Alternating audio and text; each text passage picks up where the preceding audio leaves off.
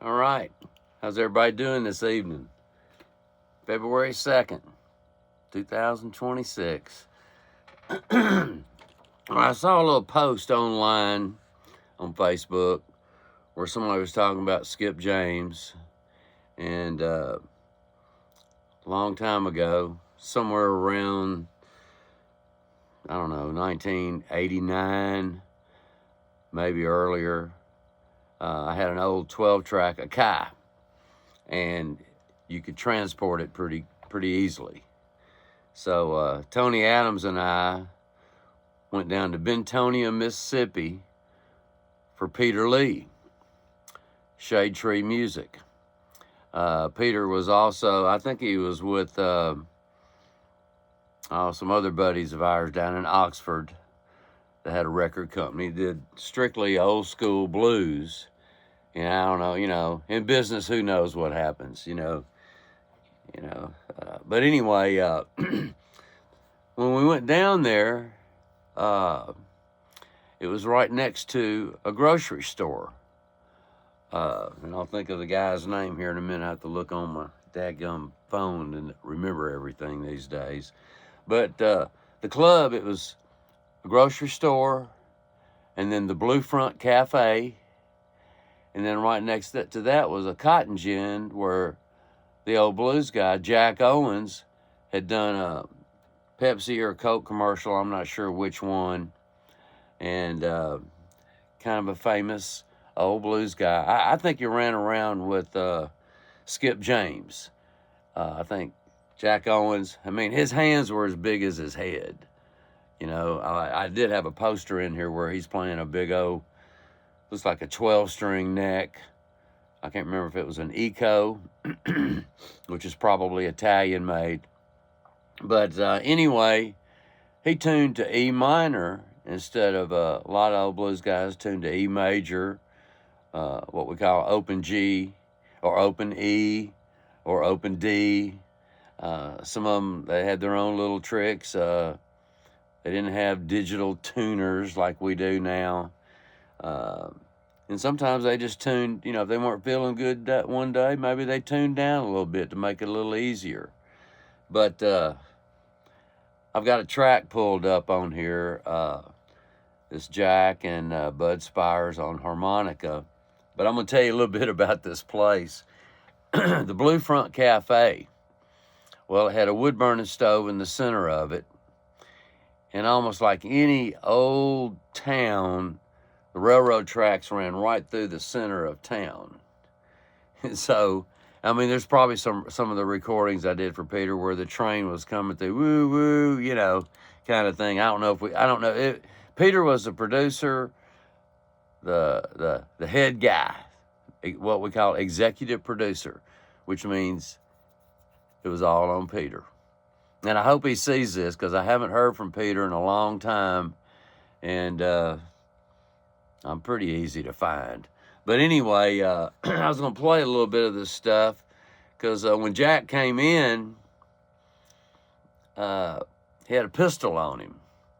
And his manager was this younger, I want to say a little English guy. He may have been somebody at Ole Miss. I don't remember. It was back around 88, 1989, right in there. Early on,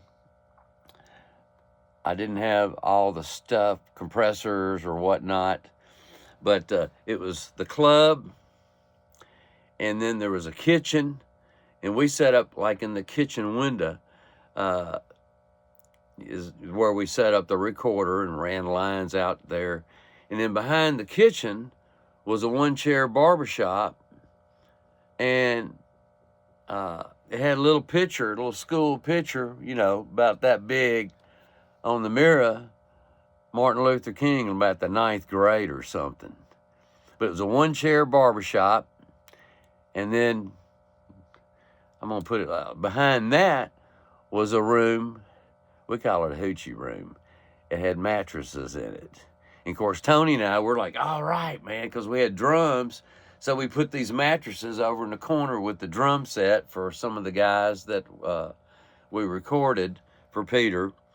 And it was just kind of ironic. But you know, Jack had his, I don't know what it was. It was a little revolver, probably a 25, something like that, something small. Finally, the manager talked him out of giving him the bullets, but he wasn't letting go of the gun. Tony and I figured, well, he had a pocket full of bullets, but he was old school, you know what I mean? He probably had to shoot his way out of somewhere. You never know. Or maybe he'd been there before, 30, 40 years before. But he was already in his 80s, and there was a big commercial that he did. You know, Jack Owens, he's famous. But Skip James and Jack Owens, some people think it was falsetto. I'm not sure if it was falsetto or not, but I'm fixing to play you some. And it's very, what we call, you know, I think he was 85, 88. I'm not sure. Of course, now that doesn't seem so old. But anyway, I've got this track. It's just harmonica and an acoustic guitar that we did for Peter. And this first one, and they kind of sound the same because he uses the same tuning. But anyway, I'm going to get on. I don't want to talk too much. I've already talked 6 minutes. But Jack Owens. If I can get this thing to play. Hello. Well, we'll try that one. Here you go. You want me to blow? You want me to blow now?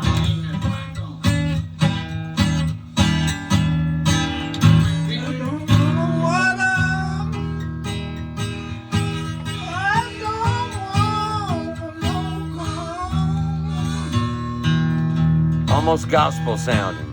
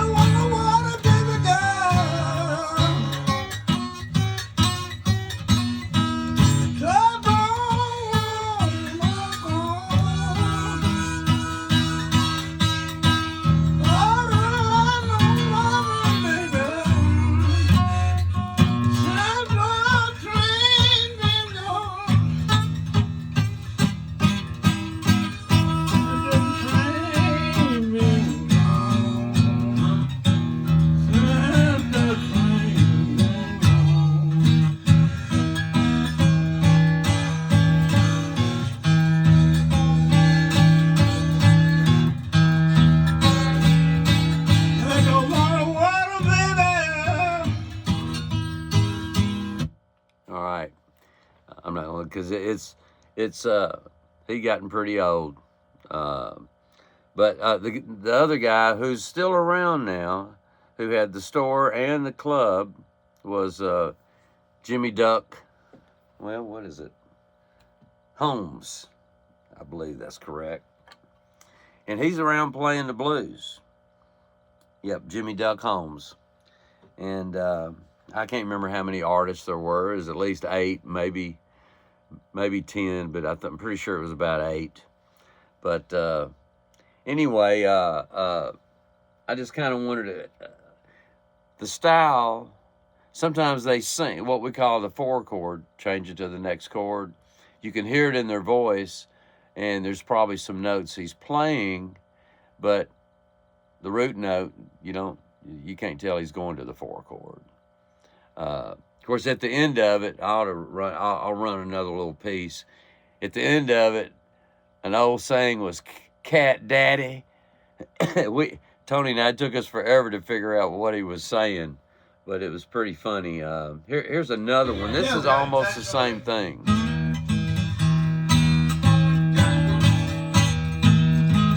A little better performance.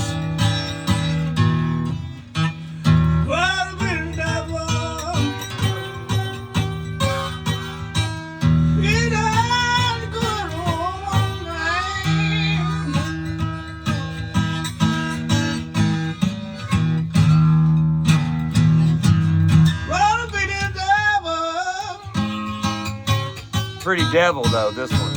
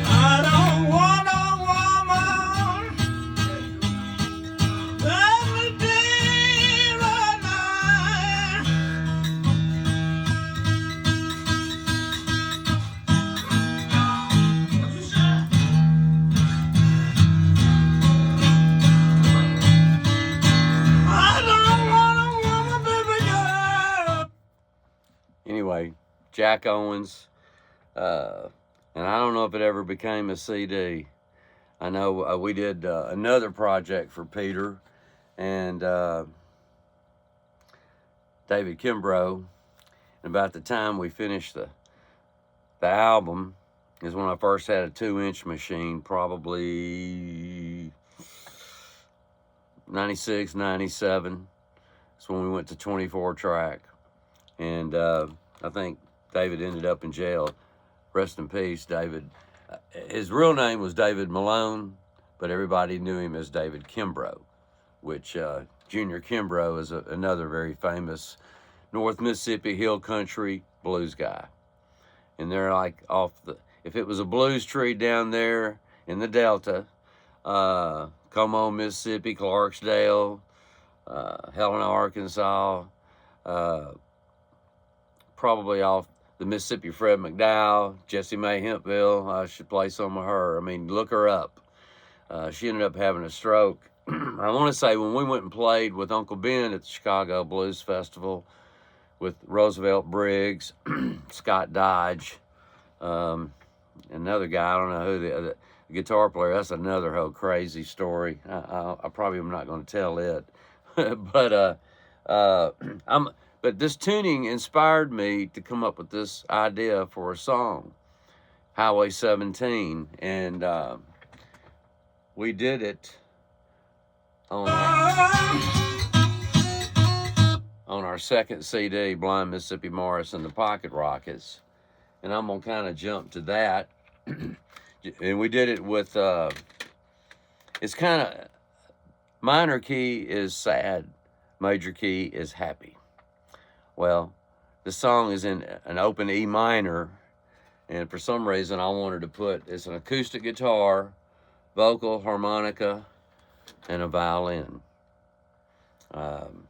which to me fit really good, and it made it different.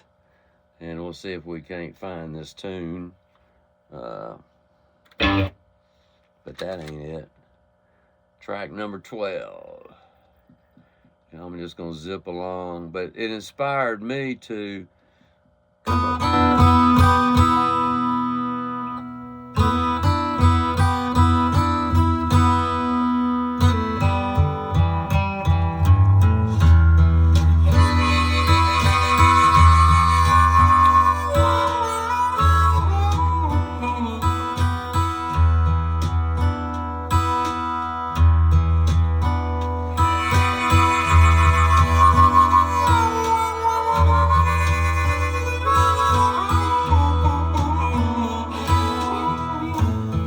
Highway 17. that's the 4 chord. Ain't very long, it seems.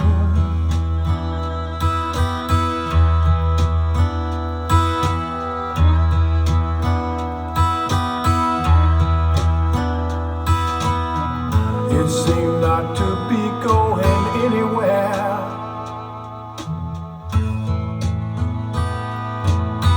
Too many of the blues is there.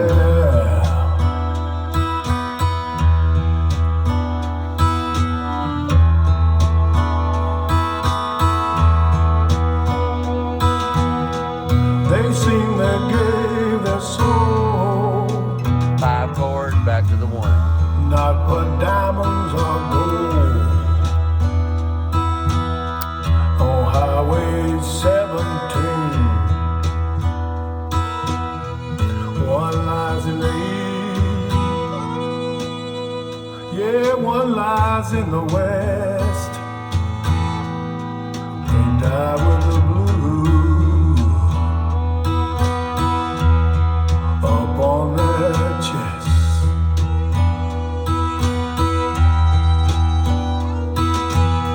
On Highway 17, on Highway 17, they lie to rest. The men who live the best.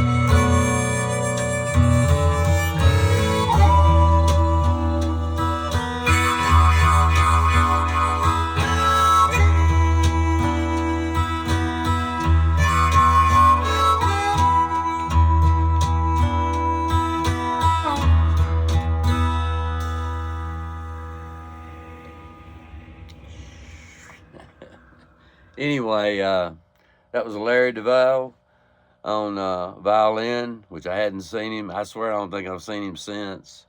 Of course, I've got a bunch of stuff rolled up here tonight, but I think I'm on, this is about a 20-minute video, and that's probably long enough. But I kind of wanted to turn everybody on to a complete different type of blues, very old school. Of course, that right there was recorded in '96, Highway 17. It's on the Bad to Worse CD, Blind Mississippi Morris and the Pocket Rockets. The record company turned us down on this CD and took some other guy and actually did us a favor.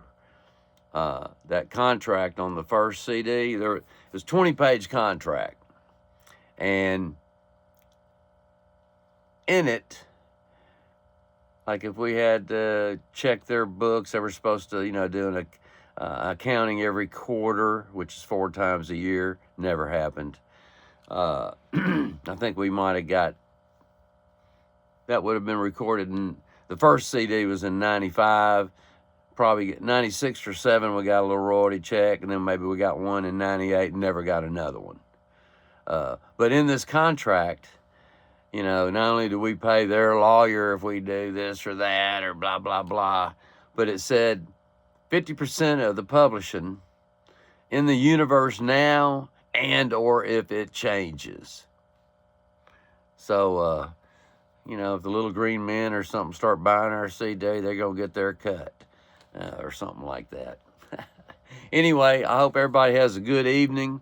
This is about 21 minutes, so that's probably long enough. And I'm going to try to kind of go through the library of stuff. There's all kinds of crap here that we recorded over the years. That song there was recorded in 96. The other stuff was somewhere around 87, 88. Thank y'all. Memphis Brad Webb, over and out.